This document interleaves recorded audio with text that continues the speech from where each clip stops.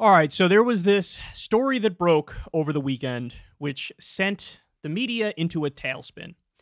There was this car that was at the Niagara Falls border between the U.S. and Canada, going towards the Canada side, and we have video of this thing going like I don't even know how fast it was going, very very fast, right? I want to say maybe up to 100 miles an hour, but I'm just guessing here, and this car seemingly lost control, took off, and landed and burst into a complete and utter fireball. So the media took this, and almost instantly, narratives started to be born about, I don't know, man, this looks kind of sketchy. This looks intentional. Is this terrorism? You know, and of course, with the whole world on edge because of what's happening in Israel and Gaza, it seems like that's on the forefront of everybody's mind.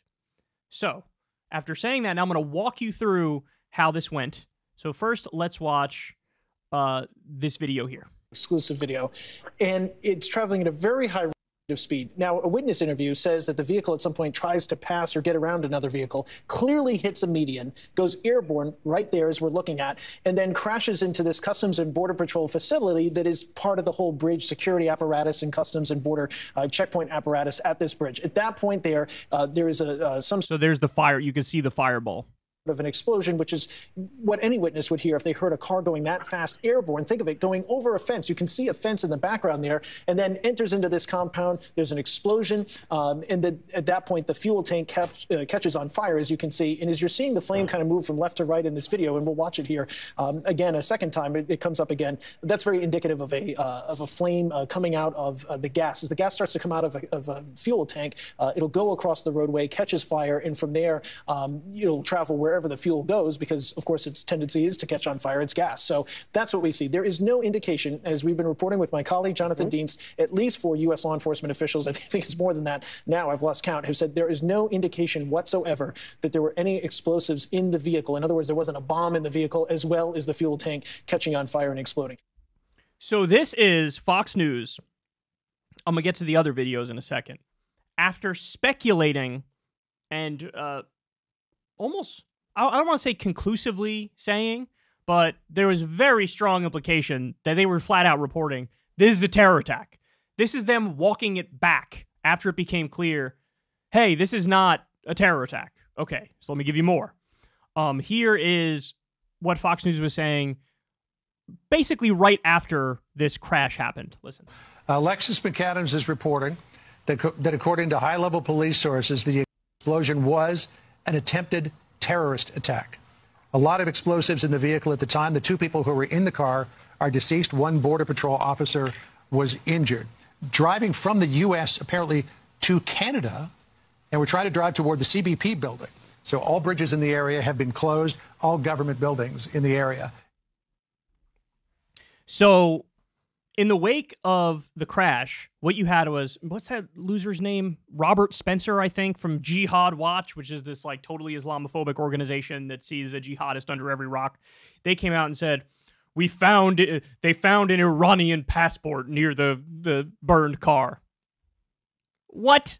So some people were saying it's Hamas, it's Iran linked, it's Hezbollah, it's jihadist. Then you also had the narrative out there of, see, this is, you have open borders, and then there's a terror attack against Customs and Border Patrol, because that's near where the explosion happened. And so people were trying to link it to open borders. And so Fox News in particular really, really got ahead of themselves here and was speculating that it's terror attack. They said we have high-level law enforcement officials who are saying it's terrorism. Now, after it was clear that's not what happened, you saw they walked it back. But let me give you some more here. So these claims were spreading so far and wide. So here is Libs of TikTok. Everybody knows that account.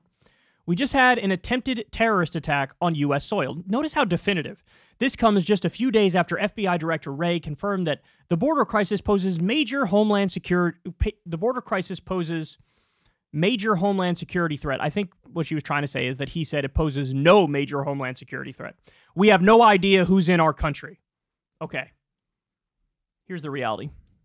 Among the possibilities that investigators were considering on Thursday was whether the car experienced a mechanical failure that caused it to accelerate, according to Robert Restano, the mayor of Niagara Falls. On Friday, the police identified the occupants as Kurt P. Villani and Monica Villani, a married couple from Grand Island, New York, both 53, who own several businesses in western New York. Mr. Restano said the couple had originally been headed to a concert in Canada, and investigators believe it was a Kiss show that was called off after a band member's illness. And then other reporting goes on to explain, so the Kiss show was canceled and they were trying to go to the casino, and that's where they were heading. And again, the speculation is there was some sort of mechanical failure. Or who knows, maybe they'll find out dude was on some sort of substance and he was booking it and he just lost control. But that's what actually happened.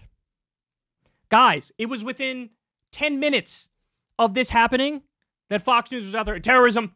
Terrorism. And look, why? Why are they doing it? Why? It's the juicy narrative at the moment with what's happening in Israel and Gaza. It's like they're looking for it everywhere. I mean, you guys saw all the reports early on talking about, we declare there's Hamas sleeper cells in the U.S. This is what people were saying. Obviously, having no understanding whatsoever of international politics, because Hamas, they want a Palestinian state that is Islamic in nature, but they don't have global caliphate ambitions. They're not ISIS. They're not Al-Qaeda. These are totally different groups with different goals. You know, it's insane when people make, or like Hezbollah is going to...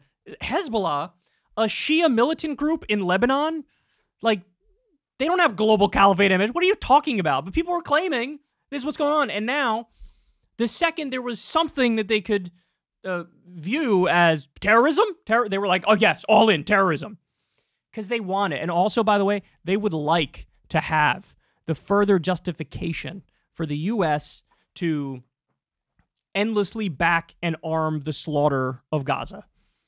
They would like to have further justification to be like, you guys, the fucking Muslims. It's the fucking Muslims.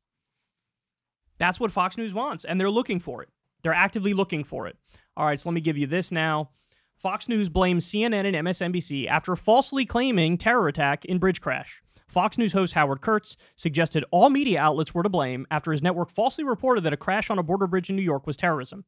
On his Sunday Media Buzz program, Kurtz led off his criticism of the coverage with clips from MSNBC and CNN. He also played 2 clips from the Fox News coverage of the terror attack on the Rainbow Bridge last week. The cable news networks went wall-to-wall when a car exploded on a bridge on the New York side of Niagara Falls, and the speculation began. Kurtz said, "Is this the classic example of a media rush to judgment?"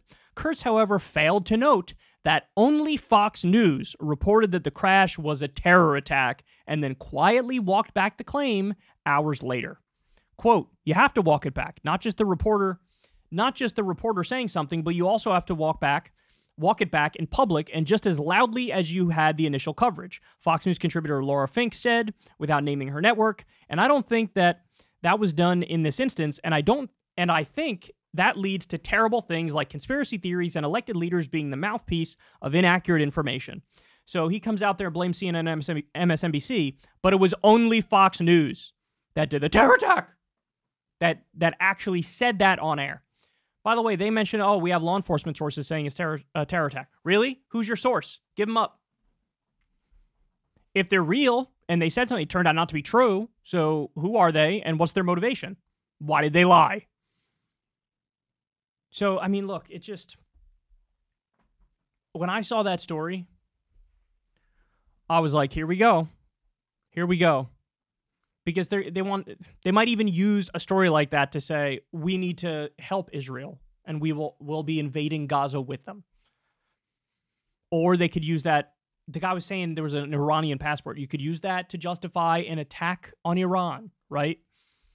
It's like they're actively looking on the flimsiest evidence imaginable, the tiniest thing they could use to justify more war, more arming of brutal human rights violating regimes. They're looking for it, man. They're looking for it. And it's just, guys, it feels like we're right back in that 2003, war on terror, national panic and hysteria. That's what it feels like we're in. But look, thankfully, that when it became clear this wasn't a terror attack, thankfully everybody was like, okay, all right, our bad. Because it was very possible. And some of the more unscrupulous actors might still do this. They'll just plow ahead and say, no, we think it was that. You know? So at least they corrected themselves. It's a low bar, but at least they cleared that bar.